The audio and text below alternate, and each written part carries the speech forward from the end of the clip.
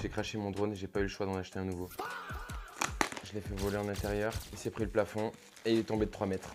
Voilà. Comment cracher 1000 balles? Vu que j'avais des clients qui ont besoin de plans drone pour la semaine à venir, j'ai dû en prendre un autre immédiatement. Donc bien sûr, j'ai renvoyé l'autre en réparation et on verra ce qu'il en est. Donc on a les batteries. Bien sûr, il y a la troisième à l'intérieur. Wow! Les hélices de rechange. Sur ce drone-là, on a des filtres ND. Pour ceux qui ne savent pas, les filtres ND, c'est les lunettes de soleil des appareils. On a des puissances différentes. On a du 8, du 32 et du 128. Donc ça, c'est hyper important. Ouh.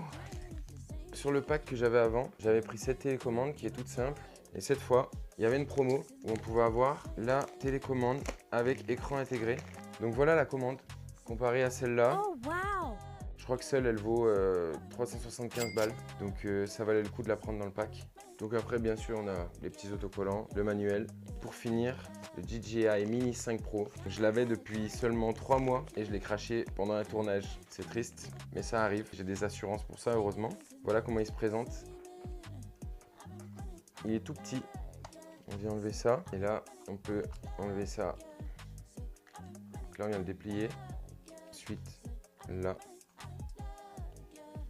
Et voilà, le DJI Mini 5 Pro. Magnifique petit objet de technologie. Je suis fan. C'est un truc de ouf.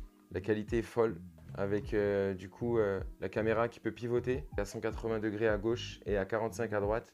Donc on peut vraiment faire ce genre de plan où on a cette sensation de chute. On reste toujours en dessous des 250 grammes, catégorie C0. Donc on n'a pas besoin de passer de diplôme spécifique. Il faut juste regarder les règles de base, du genre de ne pas voler au-dessus des foules, de ne pas voler en ville. Il y a des cartes qui sont faites exprès sur internet. On peut trouver les zones dans lesquelles on peut voler ou non. Donc c'est pour ça que je suis resté sur cette gamme-là qui est vraiment avantageuse. Comparé à des plus gros, il est assez exceptionnel. Il a un capteur d'1 pouce. Il a tous les lidars pour repérer les obstacles. Bon, ok, il n'a pas repéré le plafond, mais normalement en extérieur, il repère ce qui est obstacle de base.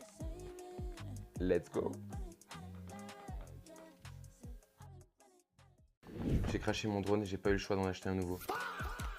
Je l'ai fait voler en intérieur, il s'est pris le plafond et il est tombé de 3 mètres. Voilà. Comment cracher 1000 balles? Vu que j'avais des clients qui ont besoin de plans drone pour la semaine à venir, j'ai dû en prendre un autre immédiatement. Donc bien sûr, j'ai renvoyé l'autre en réparation et on verra ce qu'il en est. Donc on a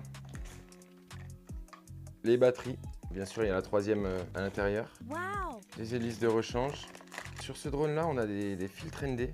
Pour ceux qui ne savent pas, les filtres ND, c'est les lunettes de soleil des appareils. On a des puissances différentes. On a du 8, du 32 et du 128. Donc ça, c'est hyper important.